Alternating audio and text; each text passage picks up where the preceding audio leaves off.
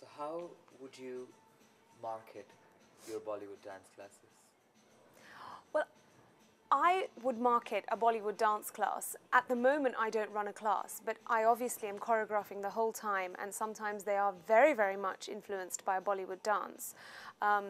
For example, I recently did a performance where I actually took one of the Krishna songs from Dev Das and did it very much in a Kathak style.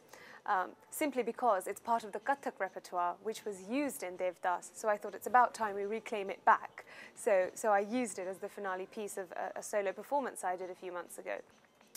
But having to market a Bollywood dance class is a completely different matter.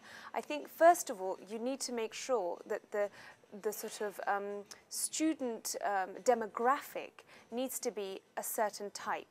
If you have a student demographic of only British Asian children, the marketing is completely different because they already are versed in all of the top heroes and heroines and the directors and the films, and they know their favorite songs. So they will come to the teacher and say, I would like to learn this dance, or I would like to learn this type of dance because I like this heroine. But if the Bollywood class is very much like in London, a mixed class where you've got students from a Polish background, English background, Russian background, some perhaps British Asian kids, then the marketing has to be different. The marketing has to be, I think, in very much a fitness class, because at the beginning of a successful class, the parents who bring those children need to know that they're going to get something tangible out of it. And the tangible value out of it would be fitness, discipline, and a kind of repertoire that the children are learning. And so if you market it in a sense that they're learning choreography, they're learning a new language, they're learning fitness, and they're learning teamwork, then it helps market that class. What do the students expect when they come to you? In my Kathak classes, and obviously the sort of on and off Bollywood classes, the students had very strange expectations. A few of them came expecting that they would be turned into overnight performers, and they would be auditioning for all of the sort of child roles in stage schools and so on. Some of them came with the expectation that they would have a great time in dance class but would never have to go anywhere near a stage again. So having those two polarized sets of students made my job a little bit difficult. On the one hand, you've got these sets of precocious students, and on the other hand, you've got these sets of rather shy students who love all things about dance, but can't imagine, putting on the costume, being in front of a stage, having to perform on cue, and do it all while smiling and looking like they're enjoying themselves.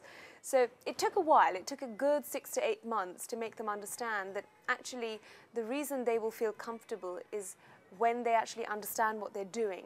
And the way they understand what they're doing is slowly through practice, repetition, and then through, even though that stage is very boring, it's extremely essential, because until they get to that point where they can do something very smoothly, it's very difficult for the teacher to introduce something new.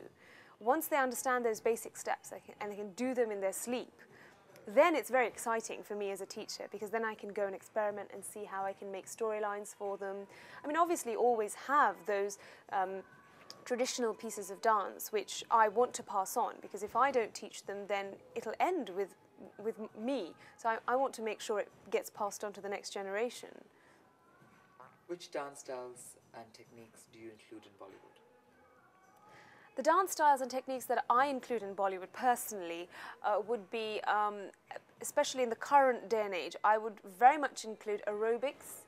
It seems to have a major presence in a lot of the big bombastic Bollywood films. Obviously Kathak and Bharatanatyam and Odissi, all three being the sort of very typical classical styles of Indian dance.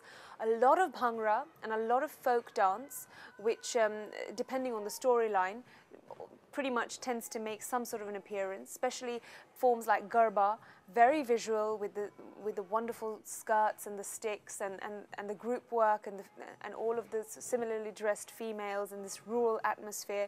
So those are the forms that come to mind at once. And obviously all the American influences now, Michael Jackson, R&B, Beyonce, even a little bit of Kylie Minogue. You can see with the costumes of the new performers in Bollywood films that they are slightly being influenced by all of these big US tours that are going around and doing very well. Now, what are the changes that you've undergone during the time you've been teaching? I've changed rather a lot in my viewpoint, I think. When I first started teaching, I thought that it would just be a pure Kathak class. Even 2 sessions a week would not be enough, simply because just the amount of material that needs to be taught to a typical sort of intermediate stroke advanced class is huge, and 2 hours a week is nothing. So that was my initial view. But now, through experience, I've realized that actually people come with different expectations. They're not wanting to be the best Kathak dancer ever. What they want to do is go away with a feeling of having grace, of having a sort of inner poise, especially their parents who are paying for these classes. They want their children to sort of go away feeling confident about themselves, perhaps be able to perform a few items, have an understanding of Indian dance and music, but not necessarily become a complete expert, because not all of them are going to be professional dancers. So they need to keep this dance as a love in their life that always has a space for them, but allows them to do all the other things that they want to do as well. And, or if not, how were you regarded? I've been regarded as a dancer, in London at least, because I started my professional dance career in London as an Indian classical dancer, and to be specific, a North Indian classical dancer. And I think that the reason for that was because my Guruji, my teacher, was very specific in making sure all of our information when we used to dance for the Australia House or Somerset House or quite big venues. Obviously, I was very much in the sort of background in group dances. My Guruji made sure that the labeling was always correct and that there'd always be a little bit of blurb to explain to audiences what they were about to see. And she also made sure that each and every one of the advanced students had turns to explain live as a sort of compare for a couple of minutes the piece that we were about to do. And so this ingrained in me the sort of self-identity as a dancer. So even now, when I have to do a piece of Kathak performance, whether it's half an hour or an hour, I make sure that whoever's the compare makes sure that they actually know what the dance is. It's North Indian classical dance, and it's called Kathak. And the pronunciation often is sort of seems to vary depending on who's saying it. So I have to make sure that they actually know how to pronounce the word as well. How do you feel you're perceived as in terms of your teaching now? My teaching now has obviously changed from when I was between 16 and 21. Back in those days, I had a very, very set, regular type of class, and I had a whole year planned in advance, and I knew exactly where my students were going to be in a year's time. Now, being 28 years old, my teaching has changed because now I work more as a dancer stroke choreographer, and often I have to choreograph my own pieces and co-choreograph with a dance partner. So the teaching is really more a collaborative work now, rather than this sort of subservient role of a student and a teacher. And often I find that the teaching is shared in the same session. For example, I'm now dancing with a professional Bharatanatyam dancer.